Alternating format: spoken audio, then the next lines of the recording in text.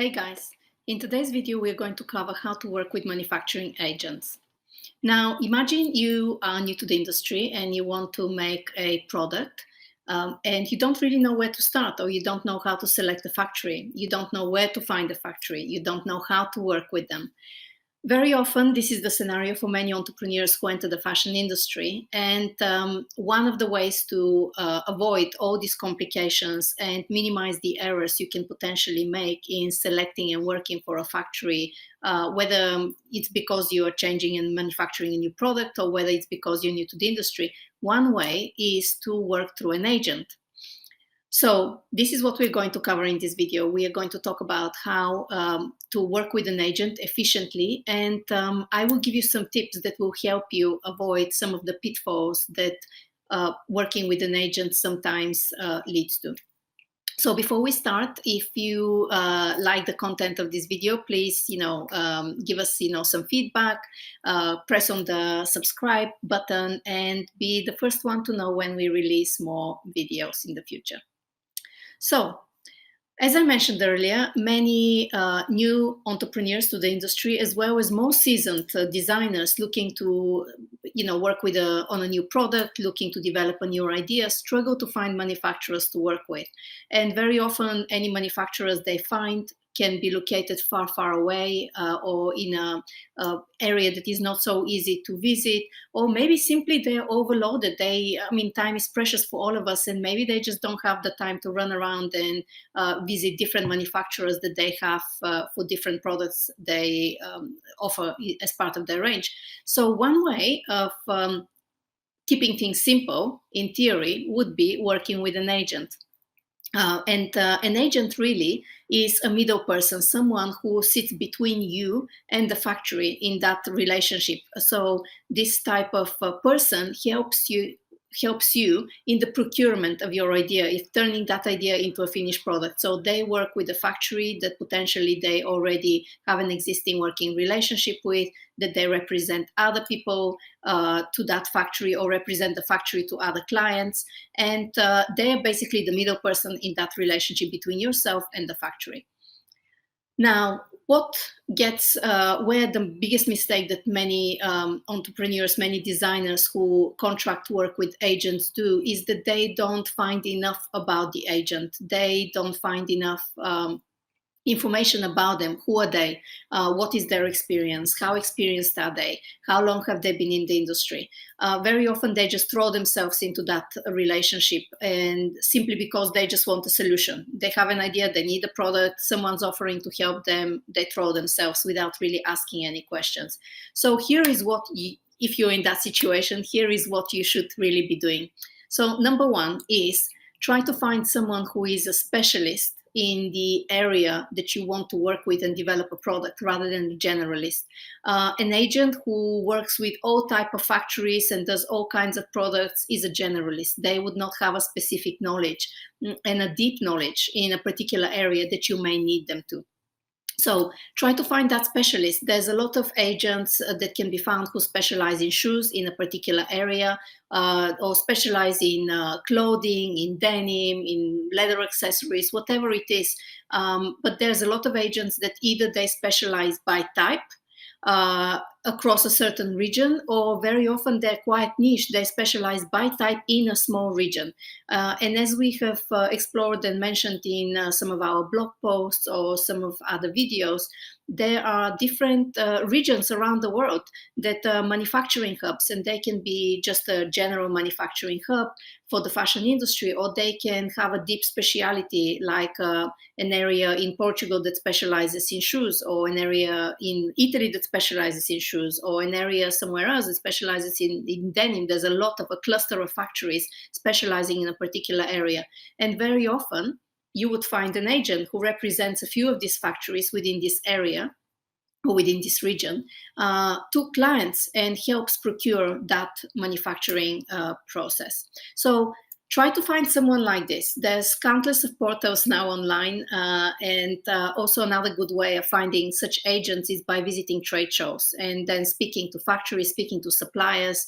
These people who are already in the industry, they have the contact, so they would point you to one person. Someone else would then when you speak to them would point you to someone else. So you really need to be constantly asking and researching in order to find these people when you need them.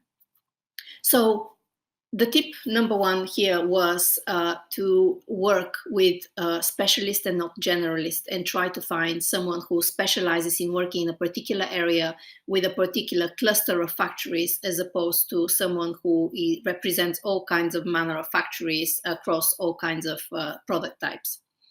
Now, point number two, or tip number two, is that you should really ask them a lot of questions, get to know them, but more importantly, find out how they get paid. Very often they might be reluctant to tell you exactly what percentage they get if they're getting paid by the factory, but by and large, they should be able to explain to you how they get paid.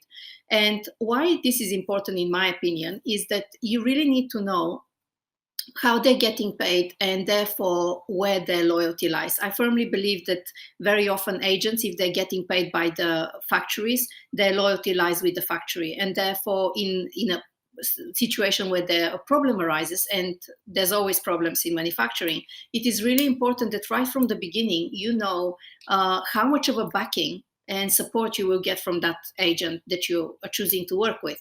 So it's really important to find out how they get paid. By whom will you be the one paying them, or will they be paid by the factory? And at which point are they getting paid? Some agents get a percentage of any invoices paid to the factory. So once the invoice is cleared with you, the client, to the factory, the agent will get their cut. So it's important to know at which point they get paid and how they get paid. And once you know that, it is really important to then agree on their responsibilities. So that is point number three. It's really important at this point to discuss what is it that they would be doing, what is their responsibility in that kind of triangle that is forming between you, manufacturer, and them. What would they be responsible? Would they just be passing your emails, or would they be making checks to the factory? Do you have to place your purchase order with them, or can you directly communicate the order with the factory? There are some agents that would let you have a direct relationship with the factory, and they just stand on the sidelines, and if you need them, they get involved. And other agents will not let you. They want to keep the source of the factory they're working with a secret, so that you potentially in the future can't bypass them and go there. So then all communication has to go through them, which in a way creates a whole other set of issues, but that's another conversation. That's a whole other topic. But it is really important that you sit down and outline and form like a engagement letter almost between yourself and the agent who will be representing you or working with you on the creation of your product, on your sampling and manufacturing, and really outline what are their responsibilities in that equation. What would they be doing for you? And as part of that discussion, it is really important that you then ask them what happens in a situation of conflict when there's a problem. What happens then?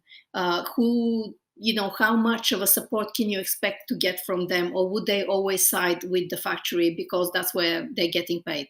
So that is a really important issue that you bring to the open and discuss, and it might be a difficult issue. They might not be willing to get into it and give you clear answers, but that is a really good sign also of the type of person you'll be working, because I want you to remember that no matter what you do, no matter how much you prepare, there's always going to be a problem somewhere along the lines in the manufacturing process. It's just how it is. So that leads us on to number 4. Tip number 4 is that you should also ask an agent what other type of businesses do they work? What other clients do they have? Ideally, you don't want to be the only little client they have, and they deal with big clients, lots of other big clients, because potentially you will not get the attention that you need.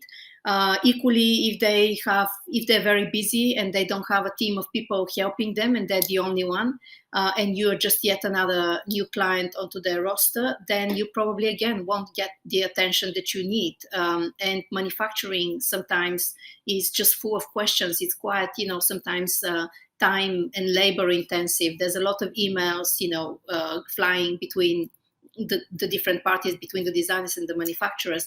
And if your agent is not on the ball and is not available to answer quickly to such inquiries, to be the person, to get the information from one place to the other and connect the dots, then you are going to ultimately the one to suffer. You will have the delays, you would have, wrongly manufactured product, etc., etc. So you really want to find out as much as possible how your agent is working, who else are they working with, the type of brands or designers or businesses that they're working with.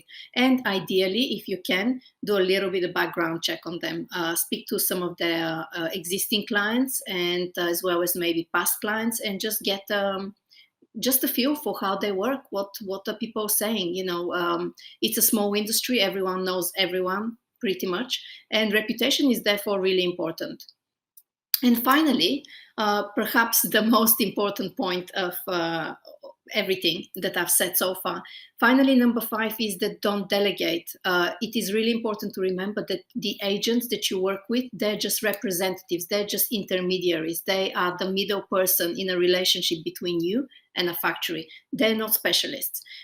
So they would have accumulated a certain amount of knowledge of how the industry works, how the factories work, what they need from you, etc.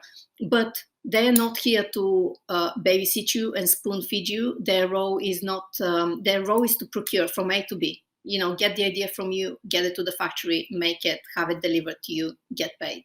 That is, by and large, what their involvement is. So don't delegate. You are, as the brand owner, as the designer, as the CEO of your business, you are responsible for everything that happens.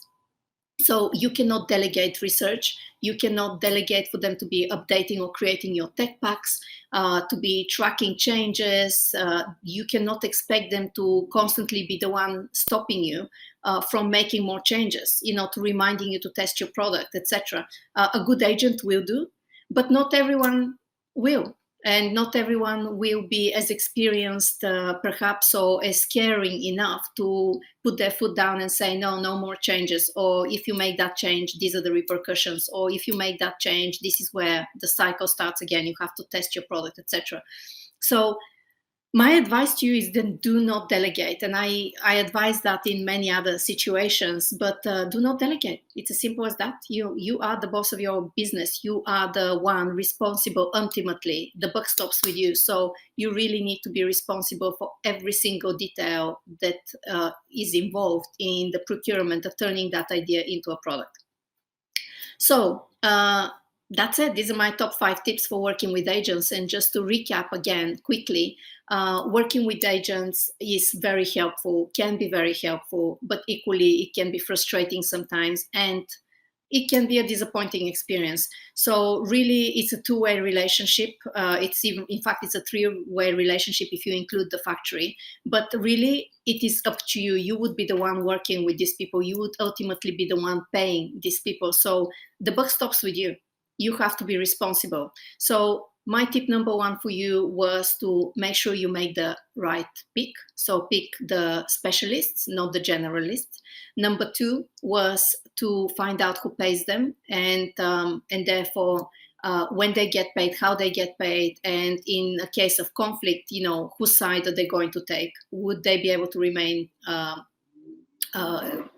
independent and really side with whoever is correct, or would they try to always fight one side versus the other because of where they're getting paid? Number 3 tip for you was to agree on responsibilities and be very clear set the expectations, what are they going to be doing as part of the payment they'll be receiving. Number 4 was to check references or find out who else they work with. And number 5, the most important tip was not to delegate, to make sure that you're absolutely responsible for everything that happens. They're just the middle person. They're just procuring for you. So I hope this video was helpful.